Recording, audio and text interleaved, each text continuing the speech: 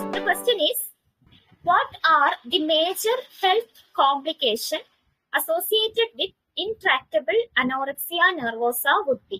Okay, the question is, what are the major health complications associated with intractable anorexia nervosa?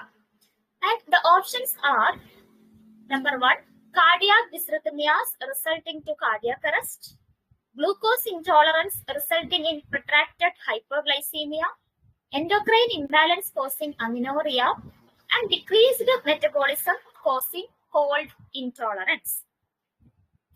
Anorexia nervosa എന്താണെന്ന് നമുക്കറിയാം അല്ലേ? അപ്പൊ നമുക്ക് ഈ ഓപ്ഷൻസ് എല്ലാം വായിക്കുമ്പോൾ ഇതെല്ലാം ഇതിന്റെ ആപ്റ്റ് ആയിട്ടുള്ള ഓപ്ഷൻസ് ആണെന്നൊരു കൺഫ്യൂഷൻ വരും അല്ലേ? അനോറക്സിയ നെർവോസയുടെ ഹെൽത്ത് കോംപ്ലിക്കേഷൻ ഏതാണ്?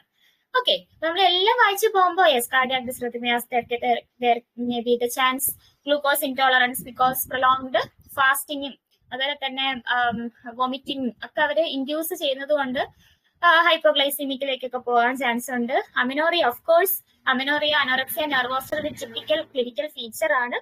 പിന്നെ metabolism, okay, food intake adequate ആയിട്ട് ഇല്ലാത്തതുകൊണ്ട് അവരുടെ ബോഡിയിലെ metabolism will be decreased and there may be cold intolerance. അപ്പൊ ഇതെല്ലാം ഇതിൻ്റെ അകത്ത് വരുന്ന ഓപ്ഷൻസ് ആണ്. പക്ഷെ അപ്പൊ നമ്മുടെ ക്വസ്റ്റ്യൻ ഒന്നും കൂടി നമ്മൾ വായിച്ചു നോക്കാം. ഇതിൽ നിന്ന് ഏതാണ് സെലക്ട് ചെയ്യേണ്ട എന്തെങ്കിലും ഹിന്റ് ഉണ്ടോ എന്ന് നമ്മൾ നോക്കണം കേട്ടോ. ക്വസ്റ്റ്യൻ 2 ആണോ നമ്മൾ വായിച്ചേ. What are the major health complication associated with intractable anorexia nervosa. Intractable എന്നുള്ള വാക്കുണ്ട്. Intractable means what?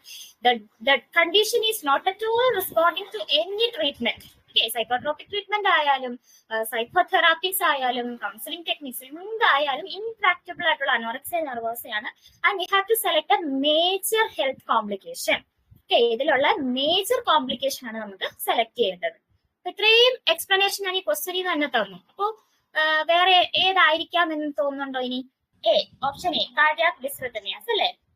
Yes, that is the correct answer. എല്ലാം ഉണ്ട്, but we have to say major health complication and the condition is the intractable anorexia nervosa.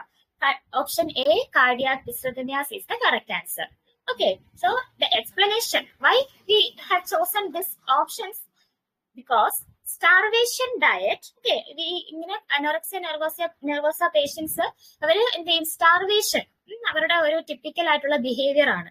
Okay, അവരുടെ disturbed body ഇമേജും അതുപോലെ തന്നെ self concept ഒക്കെ വളരെ ചെറുതായതുകൊണ്ട് തന്നെ അവർ എന്ത് ചെയ്യും, അവർ വീണ്ടും സ്ലിം ആവാൻ വേണ്ടി ശ്രമിക്കും. അപ്പൊ അതിനുള്ള എല്ലാ മാർഗവും അവരെന്ത് ചെയ്യും, ഫോളോ ചെയ്യും. ഓക്കെ, സ്റ്റാർവേഷൻ ആയാലും ഓവർ എക്സസൈസ് ആയാലും അതുപോലെ തന്നെ purgative behaviour, that means induced vomiting, induced diarrhoea, ഇതിലെല്ലാം അവർ എൻഗേജ് ചെയ്യും. Okay, so starvation diet, energy expenditure, all these things, all these pathophysiological mechanisms can lead to electrolyte imbalances. Okay, sodium and potassium level will be depleted and that can cause cardiac dysrhythmias. That is the correct answer. Okay.